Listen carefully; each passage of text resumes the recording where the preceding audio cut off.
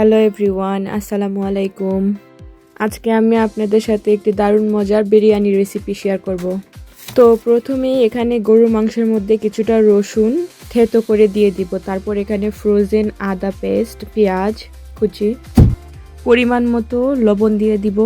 তারপরে এখানে 1 চামচ ধনে গুঁড়ো, 1 চামচ জিরে গুঁড়ো, তারপরে 1 চা চামচ গরম মশলা আর কিছুটা হলুদ গুঁড়ো দিয়ে দিব। তারপরে এখানে একটা বিরিয়ানি মশলা হাফ প্যাকেটের মতো, সিন্ধি বিরিয়ানি মশলা, সো হাফ প্যাকেটের মতো আমি দিয়ে দিব এখানে। তারপর কিছু আস্ত গরম মশলা দিয়ে দিব, তেজপাতা, এলাচ, দারচিনি।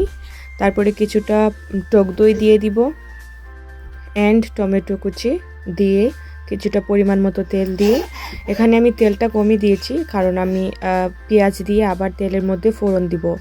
তারপরে এটাকে ভালো করে ম্যারিনেট করে রাখবো। ম্যারিনেট করে বেশি সময় রাখার দরকার নেই। তারপরে এখানে একটি প্যানে আমি পেঁয়াজ কুচি অ্যান্ড গরম মশলা দিয়ে এটাকে ভালো করে ভেজে নিব। এইটা ভালো করে ভাজা হয়ে যাওয়ার পর আমি এখানে ম্যারিনেট করে রাখা মাংসটা দিয়ে দিব, সম্পূর্ণ মাংসটা এখানে দিয়ে দিব। তারপরে দিয়ে এটাকে ভালো করে নাড়িয়ে চাড়িয়ে পেঁয়াজের সাথে মিক্স করে এটাকে ঢাকা দিয়ে রেখে দিব। তারপরে একটু পরে পরে ঢাকনা তুলে নেড়ে চেড়ে দিব। এটাকে ভালো করে সিদ্ধ করে নিতে হবে। আমি প্রায় 1 ঘন্টার মতো এটাকে ভালো করে কুক করে সিদ্ধ করে নিয়েছি।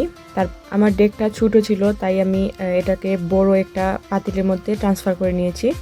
তারপরে এখানে বড় পাতিলে ট্রান্সফার করার পর এখানে শুধু মিটগুলো তুলে নিব আর মশলাটা রেখে দিব।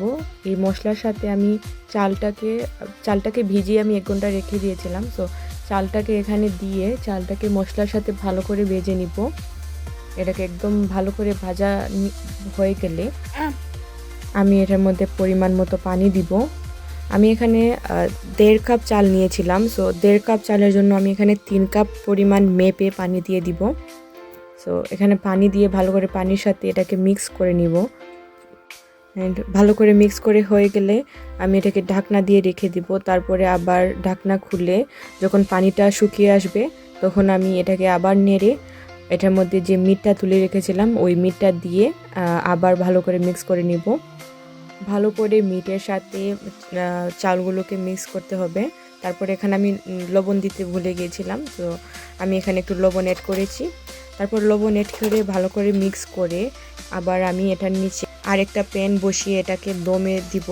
সো দমে দেওয়ার আগে আমি এখানে পেঁয়াজের বেরেস্তা দিয়ে দিয়েছি। পেঁয়াজের বেরেস্তাটা দিলে খুবই সুন্দর একটা ফ্লেভার অ্যান্ড মানে অনেক বেশি মজা লাগে আমার কাছে। তারপরে এখানে কেওড়া জল আর রোজ ওয়াটার আমি 1 চামচের মতো দিয়ে তারপরে একটু ঘি দিয়েছি। ঘি দিয়ে এটাকে আবার ঢাকা দিয়ে দিব। তারপরে পরপর ঢাকনাটা খুলে ভালো করে নেড়ে দিব। চালটা সিদ্ধ করে নিব, ভালো করে সিদ্ধ করে নিয়ে রেডি হয়ে যাবে আমাদের মজাদার বিরিয়ানি।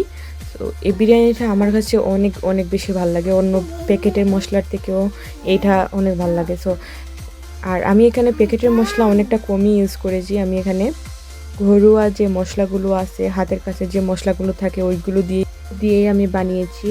অ্যান্ড এটা খেতে আমার কাছে অনেক অনেক অনেক বেশি ভালো লাগছে। তো আপনারা সবাই ট্রাই করবেন।